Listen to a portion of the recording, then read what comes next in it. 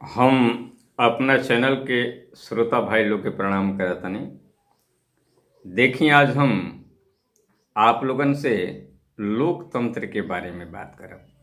लोकतंत्र के बहुत बड़ खूबसूरती हम ये देखतानी कि यदि जनता के वोट से, जनता के मत से कोई भी सांसद या विधायक जब एजा से जीत के जाता तो जीतला के बाद 5 साल तक उनकर दर्शन दुर्लभ हो जाता।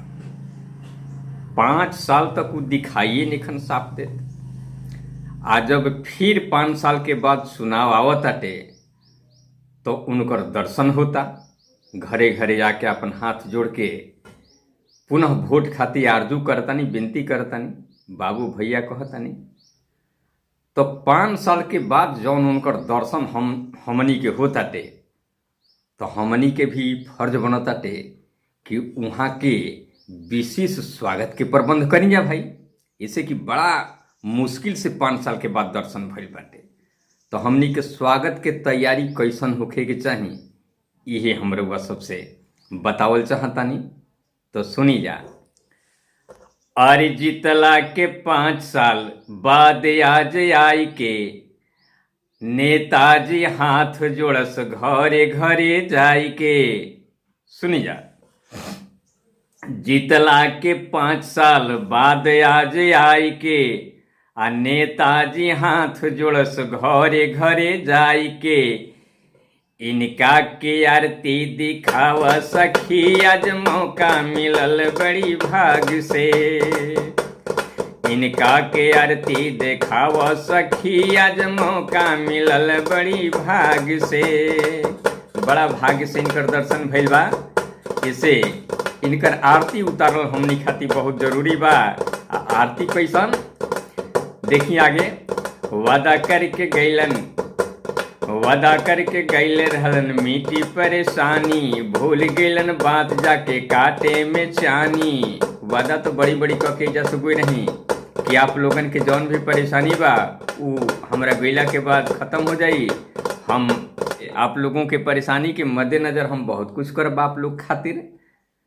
लेकिन का भइल कि वादा करके गैल रहन मीठी परेशानी, भूल गैलन बात जाके काटे में चानी। इनके स्वागत में गारी सुनाव सखी, आज मौका मिलल बड़ी भाग से। इनके स्वागत में गारी सुनाव सखी, आज मौका मिलल बड़ी भाग से। अब देखिए, यहाँ के कह के गए रहे कि जीत के गैला के बाद आप लोगन के सब परेशानी मिट जाई। लेकिन परेशानी कितना हमनी के मिटल ये तो हमनी के आत्मे जानत ताटे। आगे सुनी।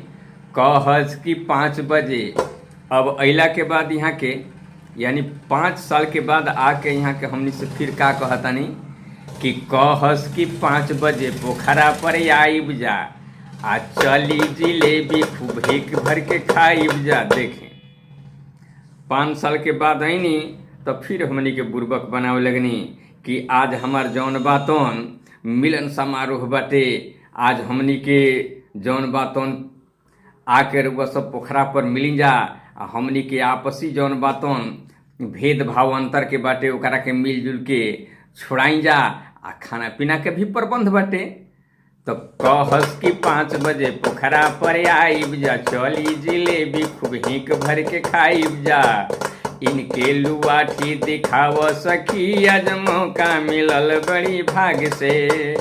इनके लुआठी दिखाव सखी, आज मौका मिलल बड़ी भाग से। तो यह हमने के स्वागत होके चाहिए। देखिए, 5 साल तक यहाँ क्या था पता ना रहे, लेकिन चुनाव जब नजदीक आगुल तो जाके घरे घरे हाथ जोड़तानी, आप पोखरा पर बुलावतानी कि खूब जिलेबी कचौड़ी चली, आप लोग आई जा, हिक भर के खाई जा। आ सिकवा शिकाई तो भूल जाइएगा, फिर से हमनी के एक हो जाइए। आगे देखी। पहले लगाम इनकर रहे बेकाबू, आइल चुनाव कहस गदहो के बाबू। अरे पहले लगाम इनकर रहे बेकाबू, आइल चुनाव कहस गदहो के बाबू। इनके पनही के माला पहनावो सखी, आज मौका मिलल बड़ी भाग से। इनके पनही के माला पहनावो सखी, आज मौका मिलल बड़ी भाग से। आज मौका मिलल बड़ी भाग से। तो इहे स्वागत ई लोग के होखे के चाही। ये लोग कितना हमनी के बारे में सोचत तटे, कितना ये लोग जनता के बारे में सोचत तटे, आ कितना ये लोग जनता के हितैषी बा लोग, ये खुद स्पष्ट हो जाता। हमरा का कहे के जरूरत बा। बस अतने आज के इस वीडियो में आप लोगन से प्रार्थना करते हुए, विनती करते हुए अंत में हम इजाज़त लेता नहीं।